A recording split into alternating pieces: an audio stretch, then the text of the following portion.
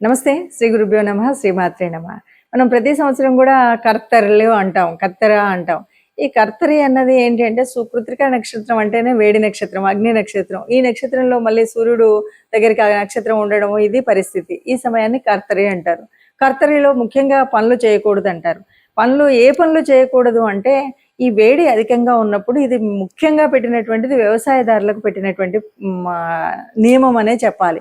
ఎందుకు అంటే వ్యవసాయదారులు కర్తరిలో కనుక విత్తనాలు వేసిన ఏదైనా పంట మొదలుపెట్టినా ఈ వేడికి మొత్తం కూడా ఆ విత్తనంలో ఉన్న జీవం చనిపోయేటువంటి పరిస్థితి ఉంటుంది. కాబట్టి కత్తెరలో ఏ పని చేయకూడదు అనేటువంటి ఒక నానుడు పెట్టారు. దానివల్ల కత్తెరలు అనగానే చాలా మంది ఏమంటారంటే ఏ పని చేయకూడదు అంటారు.